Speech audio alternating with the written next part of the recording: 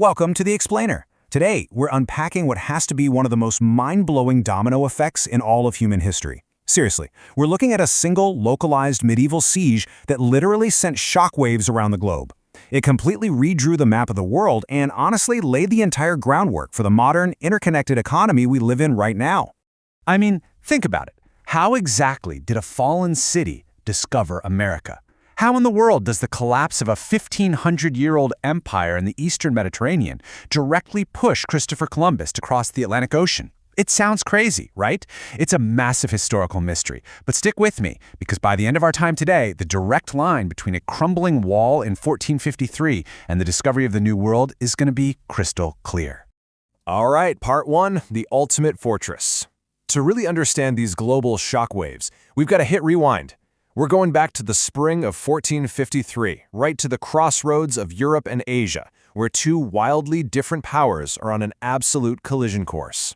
This was the ultimate clash of eras. In one corner, you've got the declining Byzantine state under Emperor Constantine XI.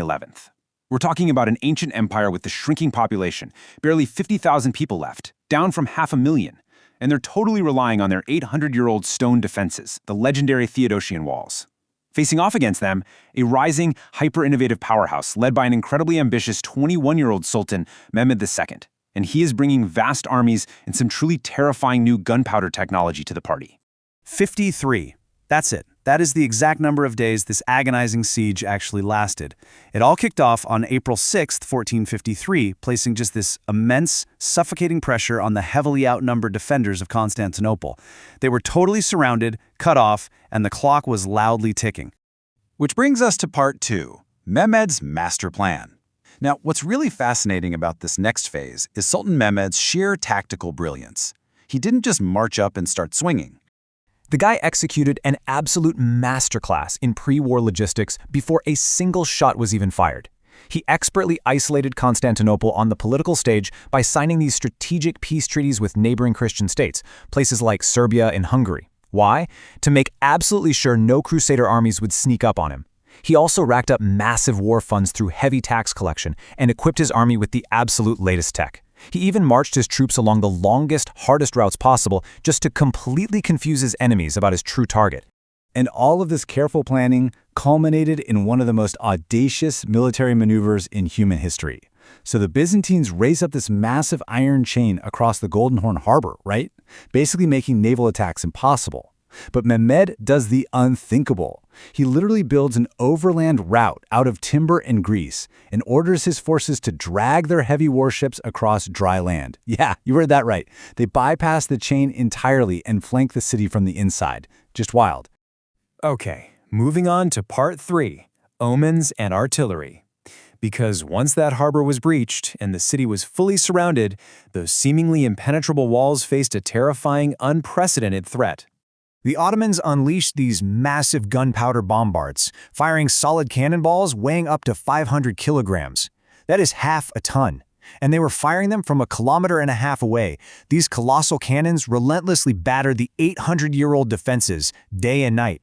Honestly, this wasn't just a battle anymore. This was the exact moment military history changed forever. From here on out, castles and stone walls were simply no longer enough to stop gunpowder. But the terror wasn't just physical. A whole timeline of psychological warfare was unfolding. Picture this, you're a starving defender, and suddenly bizarre omens start striking. On day 40, a prophesied lunar eclipse plunges the city into darkness, fulfilling an ancient curse. 2 days later, a sacred procession is happening, and an incredibly holy icon literally crashes to the muddy ground in a torrential downpour. And then most incredibly, on day 45, a mysterious glowing blue light hovers right over the Hagia Sophia. Now, modern science tells us this was actually atmospheric distortion from a massive volcanic eruption all the way in Vanuatu in the Pacific Ocean. But to the Byzantines in 1453, it felt exactly like the heavens themselves were packing up and abandoning them. It's incredibly bleak. And that escalating physical and psychological tension sets the stage for part 4, the final stand. On May 29th, after weeks of relentless bombardment, Mehmed finally orders a massive 3-wave general assault. Before this, Mehmed had actually offered Emperor Constantine an ultimatum. Just surrender the city and you can live and rule the Peloponnese in peace. But Constantine's absolute defiance is perfectly captured in his response. He basically said, "As to surrendering the city to you, it is not for me to decide or for anyone else of its citizens, for all of us have reached the mutual decision to die of our own free will." He point-blank refused to flee, choosing to go down with the Roman capital. And the sheer brutality of that final assault is actually preserved for us in the diaries of Niccolò Barbaro, a Venetian physician who was trapped inside. He vividly describes the second wave of elite Ottoman troops, the Janissaries, crashing against the walls. He wrote that they came on like lions unchained, while begging the eternal God for mercy against them. The fighting at the San Romano Gate was frantic, it was bloody, and it was entirely overwhelming. Finally, seeing that the walls were breached and all hope was lost, Emperor Constantine XI did not run. Instead, he threw off his purple imperial regalia, grabbed his sword, and led a tragic, heroic final charge alongside his remaining soldiers. He vanished completely into the chaos of the streets. His body was never conclusively identified. And just like that, the 1,500-year-old Roman Empire died with him that day. So, the city falls. The siege is over. Which brings us to part 5, a new world order. How does this localized tragedy connect to the massive global consequence we talked about at the very beginning of this explainer? Well, let's connect those dots. The immediate fallout was a massive trade route crisis. See, before 1453, Europe enjoyed steady, reliable overland access to the Silk Road. But practically overnight, the Ottomans controlled this vital global crossroads.